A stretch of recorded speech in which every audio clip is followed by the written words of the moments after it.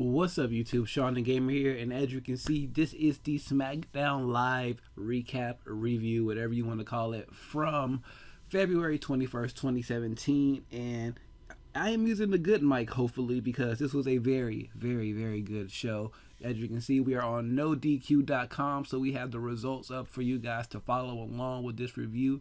If you are not following NoDQ on Twitter or Facebook or whatever they have. I know they have Twitter because they follow me back and they retweet some of my tweets sometimes, so it's really fun going back and forth with them during these live shows. And if you want to do that as well with me during Raw, SmackDown, I keep wanting to say ECW, Raw, SmackDown, ECW, Raw, SmackDown, NXT, pay-per-views, Dragon Ball Super, all things that I like to live tweet on, the Flash, all the DC shows. All that is linked down in the description down below. Facebook, Instagram, Twitter, and Twitch, like always. And if you're just randomly clicking on this video, hi, Shawn DaGamer here. Please hit that subscribe button and hit the little bell to be notified whenever a new video is live on the channel. I gotta get used to doing that, like plugging myself before the videos and a little bit afterwards too.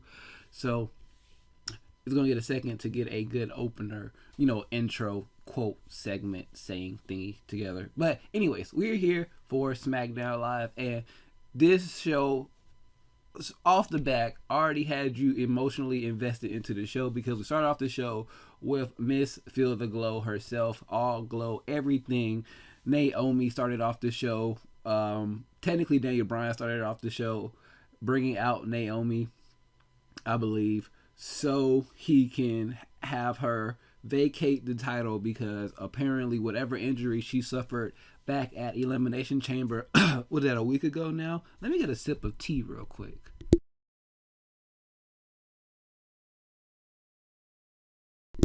That's better. Just waking up, decided to play a little Dokkan and record this. So, yeah, she had to vacate the title, and right off the bat, I was already like in my feelings, crying. I was like, I teared up. I'm not even gonna lie, I teared up, because you guys know, if you follow me, like I said, on Twitter or just even my videos over the past year or so, I've been championing Naomi to be in the top spot for the women for a long time, and she finally made it on SmackDown Live because of this brand split. And I was just so happy when she won that belt from Alexa Bliss. I was a little upset, that they cut her reign, Alexa Bliss's reign, a little short, but to watch Naomi get that moment, to get that victory at Elimination Chamber, was a very, very happy moment for me. I was so hyped for her, and just because she's been there for so long, and always stood out throughout all the badness of the division, the lows. She was there, and she was at the start. I want to say she was at the start of when it got bad. You know what I'm saying? When it comes to the women. So she's been around for about almost 10 years. I'd say a little between 7 and 10 years. So she's been there for a good little minute, and she finally reached the mountaintop, like she said in her thing. She said the view was so nice up there, and it was just this. I couldn't. And you had Daniel Bryan out there too, who has, his last title was the IC title. He had to give it up the night before or the night after winning it. I can't remember exactly what happened. He had to give it up. It was just that he just came back, and he had to give it. This put me in the feels so hard. So Naomi, she gave up the title, gave a nice little speech, 30 days. So I'm hoping, yes, she probably is injured for real, but this is going to play into storyline where she is going to find a way to come back within those 30 days, win an opportunity to go to WrestleMania in her hometown of Orlando, Florida, to main event and win the women's title for a second time. Now, a couple of things if you didn't know, they are reaching out to a few veterans to come back to the company, whether it's going to be NXT's, SmackDown, Raw is yet to be determined, but they are reaching out to veterans like Kelly just signed a 3-year deal. I know she's not technically a veteran when it comes to, well, she's a veteran. You know what I'm saying? You know what I'm trying to say when it comes to Kelly. But veterans like Victoria haven't reached out to. They're still trying to get Lita. And if you follow some of these wrestlers on Instagram and Twitter, you saw that Alexa Bliss and Trish Stratus have been tweeting out this promotional poster for a match.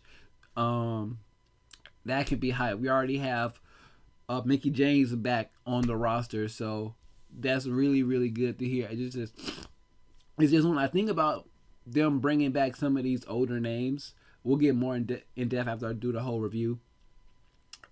When I think about hearing some of them names, it's like, yeah, all those talents need to go to SmackDown, but the state of the Raw, quote unquote, women's division is very lackluster right now, and they will probably need some of those names for Charlotte to start going over, like a Trish Stratus. As much as I would love to see like Becky Lynch versus Stratus, or like even said, the promotional poster, Bliss versus Stratus, that match right there would be so hype.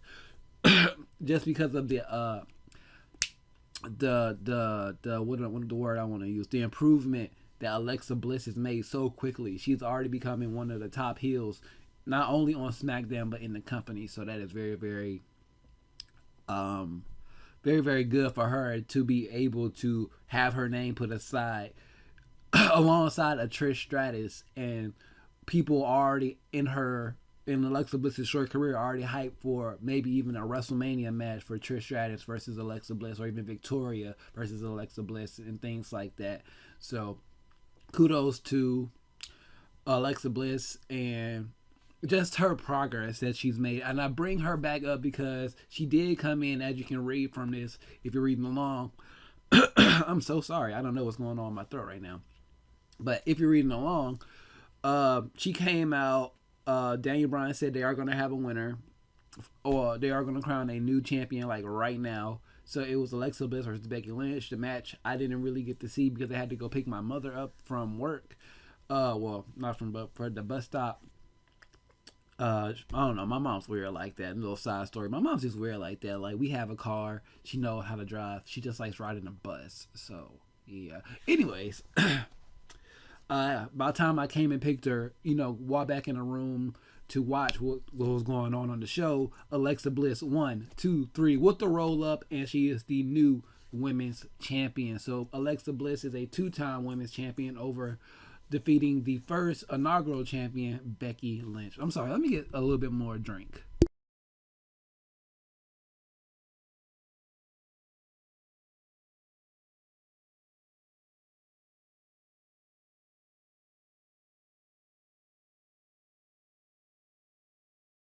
I'm sorry about that. So after the match, Mickie James came out to help celebrate with Alexa Bliss.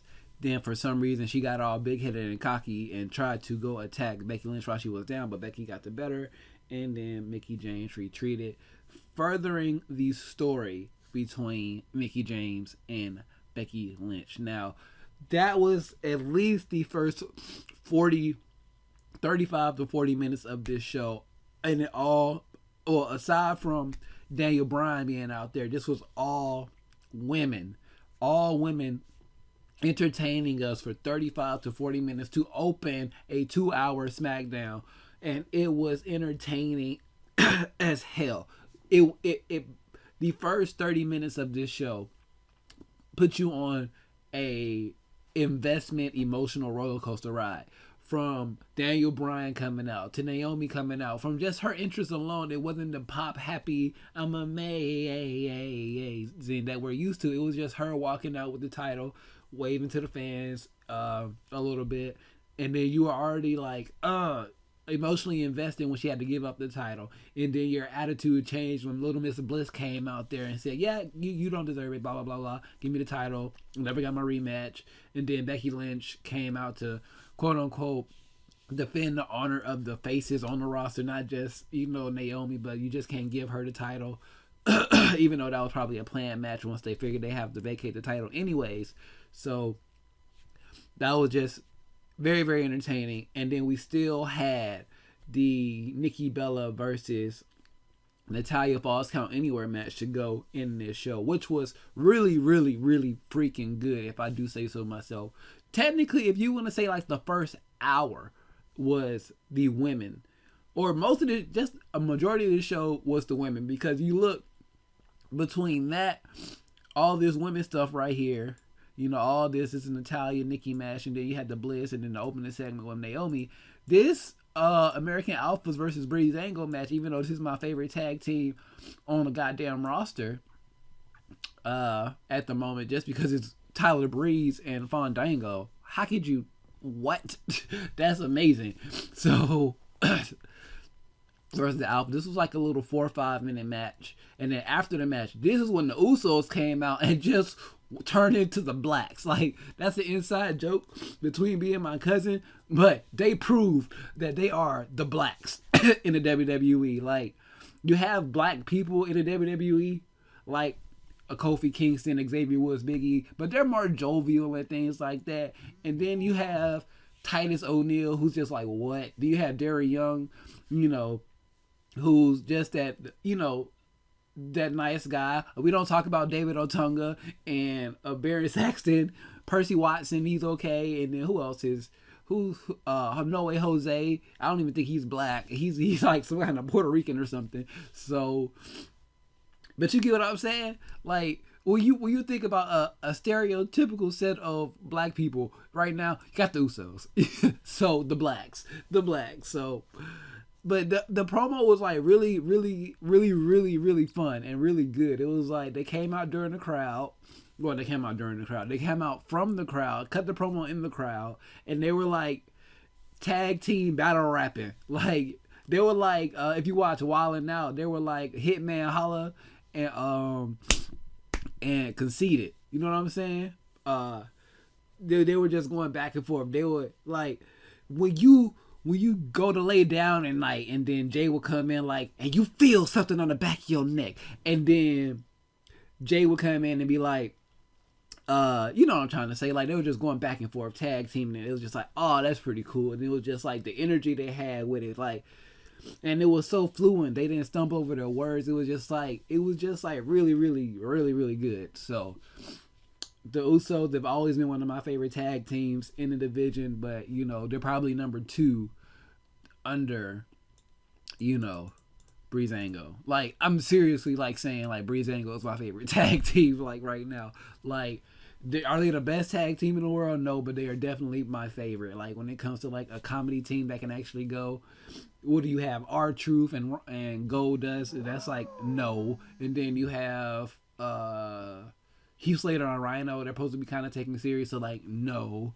And then you see what I'm trying to say? The New Day, they're like a good duo. Like I said, they're like a good tag team. They're the longest reigning tag team champions in history, you know, because of WWE revisionist history. But you get what I'm trying to say. They're just fun. Like, I believe my favorite tag team right now would probably be the Usos or Ciampa and Gargano. So, like, I love the Revival and those guys. The Alphas are great, but I don't know. There's something about the Usos, and Ciampa and Gargano are just good. But we are so off track. Let's do this. Then we had Nikki Bella versus Natalya. This match did a lot of things, and it did a lot of things right.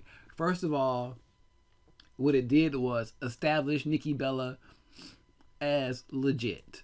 Like, we all, if you grew up, you know, watching wrestling as long as I have, you grew up watching the transformation of the Bella twins from, they were just literally Vince McMahon's escort to the ring, and then they kind of went into the semi-wrestling role every now and then. Then they started doing the wrestling things, then Twin Magic, then one got injured and the other one took over, and then the other one got injured and the other one took over.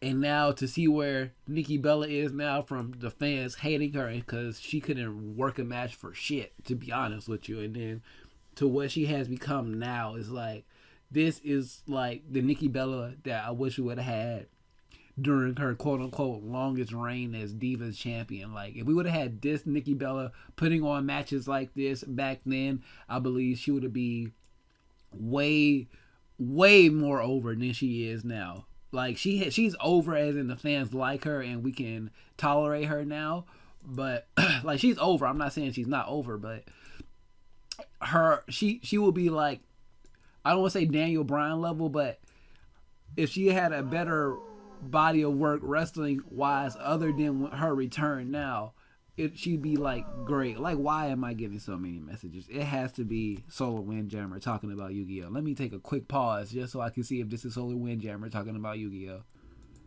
Actually, this is Solar Windjammer, so I was right about that. And this is him asking me to take him to go get the Wii. No, not the Wii U, but the Nintendo Switch. So yes, next Friday you will see some Nintendo Switch videos on the channel. Yes, Nintendo Switch. So breaking news, I guess. That's not even that important. Like I was saying, Nikki Bella is established now. Natalya has always been great in the ring. Not always connected with the fans as good as she possibly could.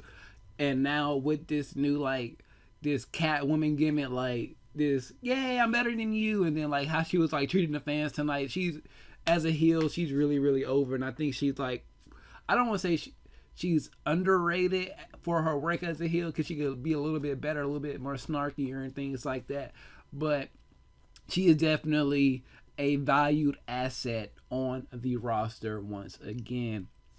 And this Falls Count Anywhere match just proved that. Like, they did some crazy things. Like, there was one point where Nikki Bella Alabama slammed Natalya onto the announce table. It didn't break. And it was just, like I said, Natalya was just being that annoying, smarky heel. Like, one point early in the match, Nikki Bella went under the ring to get a table. And Natalya cut her off, popped her out the way, and then she was like, "You guys want tables?" And I was like, "Yeah, we want table." And then she just pushed it back under the ring, like, "Yay, no tables." I was like, "You ass." And she kept doing stuff like that all night. "You want kendo stick?" "Yeah, we want kendo stick." "No kendo stick." "Oh, fuck you, Natalya." This is just like, it was really, really funny. So they just started brawling everywhere. Like I said, a lot of good moves. They went into the crowd at one point. Nikki Bella got onto one of the barricades, and it was like a fake out spot where they were both on top of the barricade, and the cement, quote unquote, floor was on the outside, and Natalya was just gonna break her and break herself technically by suplexing her off the barricade onto the cement floor, but she blocked it, knocked Natalya onto the floor, and did a reverse roundhouse kick. And that was, we had a little spot where either the mics were turned up too high or the cameras were too close, and you could hear Natalya giving Nikki Bella praise for the spot. And then Nikki Bella in turn saying, "Thank you, where's the next one?" It's like, what? That was the only, like, real gripe about this match, but it doesn't really matter. They brought to the backstage area where Maurice, you weren't supposed to know it was Maurice until she came out later in the match, but Maurice got hit again. You know, last week or last time they fought was with the powder, and now this time Natalya threw Nikki Bella into Maurice, my poor Maurice, my baby, my heart, my soul, Maurice. Oh my God. So that happened. Then at that point, Nikki Bella just threw Natalya into this nearby mirror, and that just sounded crazy. Like, I think I was like looking down at my phone, looking at text messages and things like that, and next thing I know, just whoosh, like, oh, what happened? And then it's just chaos. She fell on the floor and all that stuff. So they go back onto the ramp, with the ringside area. They're on the ramp, and then next thing you know, Natalya is trying to put Nikki Bella into a sharpshooter. She reverses out of it, puts her into the Fearless Lock, I believe it's called, which is stupid. So, the Fearless Lock is a STF, you know, John Cena, STFU, blah, blah, blah. So, as soon as she gets her in there and it looks like Natalya is about to tap, here comes Maurice with her fine ass, with that leather ass, tight ass, skin tight bodysuit. Comes in what was supposed to be a quote unquote lead pipes and starts whacking the hell out of Nikki Bella, and just bop, bop, bop, bop, bop. And to the point where the Miz had to come out, pull her off, drag her to the back. Natalya got the win.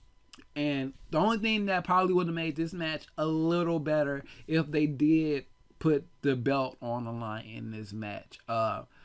I believe, who said that? It was either Joe Cronin or JD. I normally don't like to listen to people before I do my reviews, but I knew I wasn't going to do my review until this morning because I was extremely tired last night. So I was like, nah, I'm not going to do a review tonight. So we'll listen to them, and I believe one of them came up with the idea of putting the belt on the line in this match, and that way Natalya would be a new heel champion. That way we'll still have a good dynamic of the reigns of champions. Like Becky Lynch was a face, Alexa Bliss was a heel, Naomi was a face, and then Natalya would have been a heel. Just, you know, for continuity's sake. It didn't really matter in this match since it was a quote unquote it would have been a vacant title being determined for a new champion. It wouldn't matter that much, but just because it would have just been better for the not better for the storyline, but it gave a little bit more hype to the match. Just knowing that they've been brawling for like 6 months now since Survivor Series, and it all culminates now with the WWE title on the WWE Women's title on the line.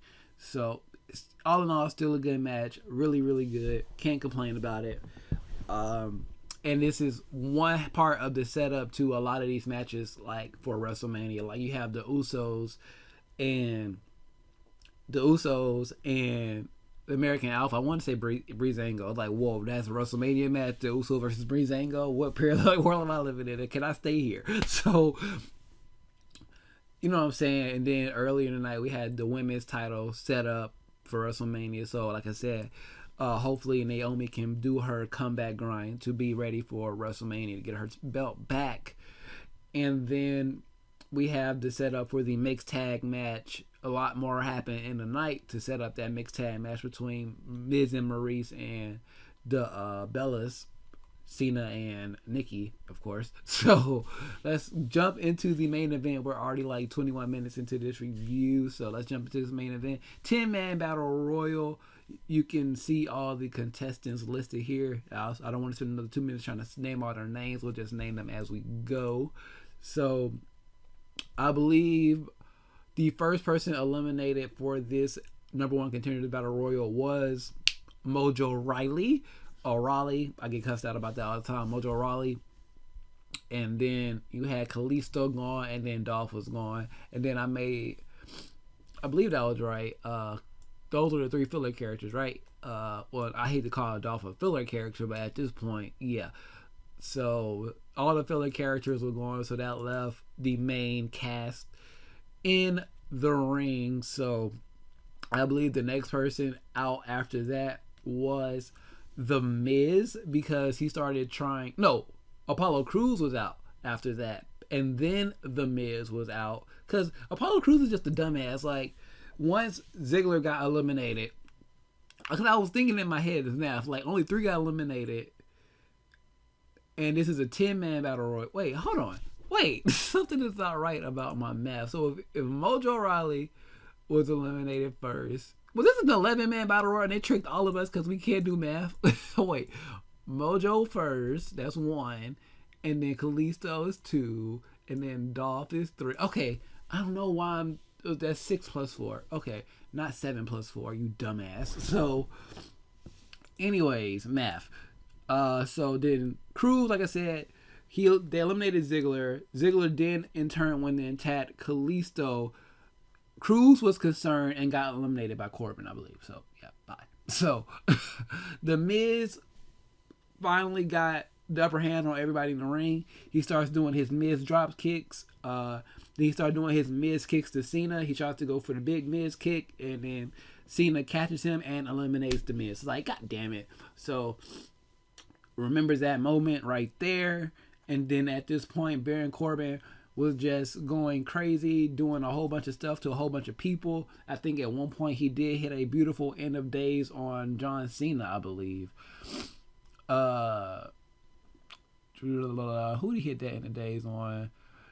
But anyways, doesn't matter. So I think the next person to be eliminated was actually Baron Corbin by John Cena. Oh, eliminated by Ambrose. And then Corbin pulled Ambrose out and proceeded to start beating the hell out of him. It's like, I had this right here, but I'm trying to remember the match on my own. So He gave him the end of days to the outside, laid Ziggler out for a while, and then that's when the Miz came back into the match and eliminated John Cena. Because I was like, wait, how did Cena get eliminated? Oh yeah, the Miz did it. The Miz came back into the match while all the referees on the outside were worried about Corbin and Ambrose and the condition of Ambrose to see if he can continue. Miz snuck back in from crowd side area and then whoop, get out my match. If I can't go to WrestleMania to be in the championship picture, neither can you, bitch. So that was that, and then that left technically just Luke Harper and AJ Styles in the ring. Notice we haven't talked about them all match because they were just kind of like laying in the background. Like they were doing some stuff, but they weren't like too involved in the match to the point where they were edging elimination. So yeah, technically remember at this point there's technically 3 people in the match still. Dean Ambrose is just, pressing A rapidly to try to get his stamina back so he can get up. So catch the reference. So Luke and AJ are in the ring doing their thing, and then somehow like a couple of minutes later, after like 3 minutes of some one-on-one action with them, Dean Ambrose comes in and tries to eliminate both of them. Doesn't work. Ambrose, for some reason, puts AJ on his shoulders. All 3 men at this point are on the outside from trying to eliminate each other. So they're all straddling the edge of elimination.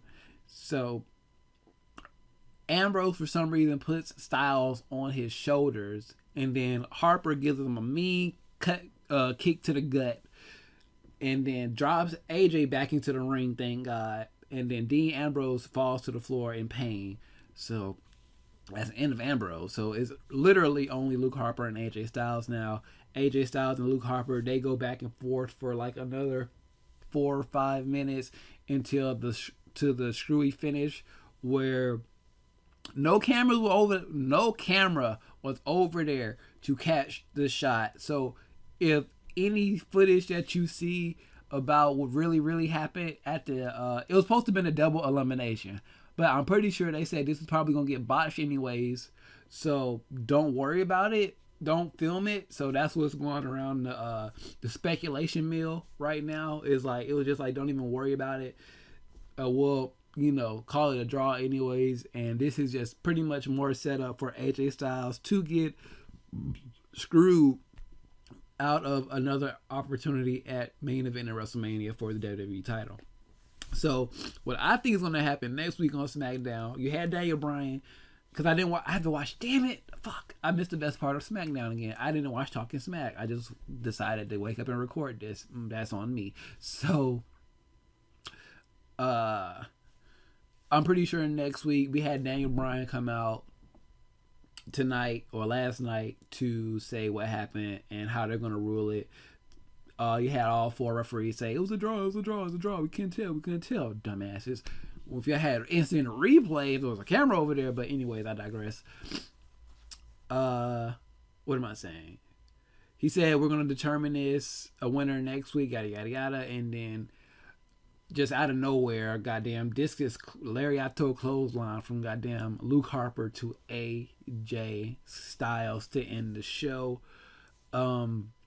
So next week, I'm pretty sure you're going to have Shane McMahon come out and make the ruling that, look, AJ, I got my own sources and things like that. I watched all I can literally see here Shane, in this cool Shane McMahon voice going, listen, AJ, I can't do a Shane McMahon impression right now, but, listen, AJ, I took to the internet, I took to the WWE universe to get a definitive answer, and a majority of the universe, as much as they love you, did say that you did hit the feet. Your feet did hit the floor first. So I have to make the winner of that match last week, Luke Harper. And then AJ's probably just going to flip out and just start attacking Shane, or set up C's for an attack and then do something in the backstage area later to him. Like, I can see a scenario where AJ Styles goes all club on him, secretly takes him out in the back, and then we go to like something of like Shane laid out, maybe in his office, maybe somewhere in the back, people coming to find him, and then put him off TV for like another week or so. and then have them come back like, yeah, I know who attacked me. AJ attacked me. And AJ, if that's how you want to play, you want your WrestleMania match, you got it against me. So I can really see that happening. But all in all, SmackDown, just a great show tonight. Very enjoyable from start to finish. I would have loved an extra 15, 20 minutes on this show just so, I don't know, just so we could have had a little bit more of a tag match on this show and maybe a little bit more length to that initial opening match for the women's title, Alexa Bliss versus Becky Lynch. But other than that, this is what everybody talks about when it comes to booking in WWE. The big differences between Raw and SmackDown. These little, like, this 2-hour show and all this awesomeness occurred in this whole show. So a lot of people didn't like the end of the show because it was like, why can't we get a definitive winner? But all in all, it was still a very entertaining, very overall solid show from start to finish, literally. So yeah, what did you guys think about the show? But leave that in the comment section. But the differences between the shows are just astronomical. Like, how is it that the people on SmackDown get it? It's not about time. It's not about how much time your show has, 3 hours, 2 hours, 1 hour. It doesn't matter. Like, as long as the saying that people are using now is Raw does things, SmackDown tells stories while doing things. So you see the difference in that, where each week we are so hyped to tune into SmackDown because they give us little nuggets to look forward to next week. Even with the opening segment, that was something that was talked about last week between Alexa Bliss and Naomi in their in-ring segment. Like, look, I'm going to give you a week to heal, and then next week, I'm taking my scrap back, boo-boo. So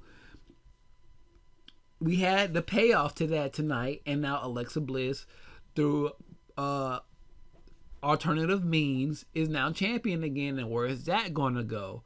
The Usos last week started to threaten the Alphas, and now we're getting a payoff to a live verbal beatdown of the Usos to the Alphas this week. And how are the Alphas going to respond next week? Nikki Bella and Natalya. This feud is seemingly over, but with the interference of Maurice at the end of this match, that gives Nikki Bella something to do. And how is she, if she is even able to respond to that next week? And then the main event, you had 2 different storylines, if not 3, going on in this match. You had Baron Corbin, actually technically 4, because they continued the whole love triangle between Ziggler, Kalisto, and Ziggler, Kalisto, and Cruz. You have the developing situation between Corbin and Ambrose. So Corbin is destined for that IC title at Mania. Then you have the new sub story that blends into this story with Nikki Bella and Maurice between John Cena and The Miz. And then you have the whole championship title situation in itself. Like, all these things are encompassing the world heavyweight title situation. Like, I want to do a video probably either tonight or tomorrow about, like, how different the Universal title would be perceived if it was on SmackDown. Just like no changes to the belt, just make it blue, like a dark blue, and then call it the Universal title, but have it take place as the centerpiece for everything that has gone down since the inception of the title. You know, since the brand split, like everything that happened with AJ and Cena, Dean Ambrose and The Miz. Dean Ambrose and AJ, all that stuff. How different that title would look if you had John Cena fighting for that title. You know, like, I'm the face that run the place. I built, like, he doesn't have to do the whole 16. He can technically still do the whole 16-time champion thing. You know, winning his 16th world title with that belt. Like, that would have gave the new SmackDown belt more prestige, because you can have John Cena also say things like, yeah, I carry SmackDown on my back for like a decade, so the SmackDown has this new title, and I think I deserve it. Yada yada yada. So I wanna. You see what I'm saying? I'm trying to say I want to fight for this belt. Things like that. AJ was like, no, you may have ran this place a decade ago, and I'm the face of, you know, it could literally be the same thing, except it would like make the Universal title look like a legit belt. At the same time, you'll put the WWE title on Raw and get it devalued. But just imagine like how different the Universal title would be if it was on SmackDown and not Raw. Like, that belt would be a hit and not a miss. It's just Raw just throws, like I said a while ago in one of my Raw rants, Raw just throws spaghetti to the wall and see if it sticks. And if they really want something to stick, that spaghetti is made with super glue, like Roman Reigns. Like, is the differences on this show, like 2 hours versus 3 hours, is not the problem. The problem is what happens in that time. Creative on Raw sucks. Creative on SmackDown is great. And NXT is rebuilding, but they still know how to build. Like, how they're building the Authors of Pain, how they've built Asuka, how they're reconstructing the main event scene for the NXT title with Bobby Roode, Nakamura. Now you got Cassius Ohno, aka what's that boy name? Oh my God, how did I forget that boy name? Cassius Ohno. Chris Hero. You know what I'm saying? Like, and eventually you're gonna have like Roddy Strong in there, Eric Young, like. But Raw is like the Phantom Zone or the Twilight Zone when it comes to WWE. It's like, how do you produce such a good product except on your quote-unquote flagship show? And I'm starting to think this is deliberate. I'm really starting to think this is deliberate. Like I said, I'm gonna do a whole video like going a little bit more in depth on this. Like, what if the Universal title was on SmackDown? Like, and the things that would be different. Like, it's just, oh my God, it's so, I just don't get it. Like, Raw has all the pieces to be great, and it's like they want to be great, and it's like they have it's like somebody gave them the what's in it, the IKEA model kit. Like, they have this great bookshelf, but they just can't get it together because they don't have the proper instructions. You know what I'm saying? They're not watching the right YouTube videos to get this right. It's like they're watching all of the hot girls. Like, this is how you put together this IKEA 444 340 bookshelf. Like, I don't know how IKEA works, but you see what I'm saying? Instead of like listening to people like I want to say me, but I'm followed by most of these people I'm about to say. So follow Monster, Solid Monster, JD from New York, PWR show. Like, we all get it. Like, you know, Joe Cronin, I mentioned him earlier. Like, Dave Meltzer, we get it. We understand what you're trying to do. And every week, we all say the same things. Like, if you go, we all listen to each other. You know, I'm adding myself to the group of people that I'm nowhere in league with, but I'm just saying as a YouTuber who gets it, I may not be on their level, but I get it. Like I said, I can put out a video and not listen to those guys and still come up with the same ideas as those guys who've been in the wrestling background business for years upon years. Like when somebody like me who's only in my mid-20s and only been watching wrestling like straight for about a decade, you know, maybe when I started when I was like 14, 15, or maybe a little bit younger than that, like really diving into wrestling as something as a passion. And from now I can come up with a very similar idea to what the WWE should be doing as somebody like a Dave Meltzer and a Jason Solomonster who have close connections with the WWE, PWR Show who has close connections with the WWE, and just some of the wrestlers in that business. Like I said, Joe Cronin, JD from New York, all these other people who like have credentials in the wrestling business. I know I'm missing, like I'm on No DQ right now and they follow me. Like a lot of these people follow me and they retweet some of my ideas and things like that. So that just lets you know that there's a small but large group of us out there that knows what you need to do on Raw to make it right.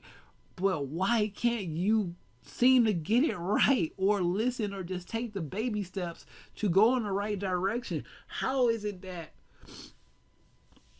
Raw basically has all the NXT call-ups except for a handful: Tyler Breeze, Ascension, Vaudevillains, Alphas. Everybody else is on Raw. Bayley, Dana Brooks, Charlotte, Sasha Banks, Sami Zayn, Kevin Owens, Seth Rollins, Roman Reigns, Samoa Joe. I know that's 10 names right there. Enzo and Kaz, 11. All these NXT call-ups, and everybody loved that era of NXT. And then you put them on Raw and nobody gives two flying monkey fucks. How do you do that? That's amazing to me. That right there is amazing to me. How in the world can you do that? How can you do that? This is a Smackdown review and I'm still having to give you a Raw rant. Like it intrigues me on how well or how bad they are on doing things like that. So how do you take a entire, like, I don't want to call them a generation, but entire class of talent and then virtually make them unwatchable on Raw? I'm going to leave you out on that because that was Solo Windjammer who was just calling me, so I didn't text him back because I wanted to focus on this review. But all that being said, leave your thoughts on SmackDown down below because that's what we were initially talking about. And do you think I'm over exaggerating on my thoughts about Raw? Am I crazy? Am I going crazy? Am I the one that's bad shit? So let me know. Like, I really feel Raw could be something special every week. Every week we have the talent, Jericho, and even all this like Jericho and the part-timers, like Jericho and the part-timers. I love that. You have Jericho and the part-timers on there, but these are like, excluding for myself, Goldberg, these are all talents that I'm fond of seeing. Undertaker, Triple H, Lesnar. I don't mind seeing them that often. Mix them in with the new talent. Get a couple of former great divas on there. I call them divas because that's what they were at the time. Great women's wrestlers like a Trish Stratus or Victoria. Put them on there to help booster the women's division a little bit. Actually put a little bit more credit to the women that you have there, like Emma, Dana Brooks, Alicia Fox, Nia Jax, to those women, to help, you know, put a little bit more fluff in that non-existent roster, Raw could be great every week. You can be getting like A level or at least B level pay-per-view type stuff every week. Let me shut up. So follow me on everything down below: Facebook, Instagram, Twitter, and Twitch, all linked in the description. Share the video with your friends so they can get in on the discussion as well. And if you are new here, hi, hit that subscribe button. And once you do that, please hit the little bell that pops up next to it to be notified every time a new video goes up on the channel. And liking always shows your support. With all that being said, I am Shawn DaGamer, and I am out of here.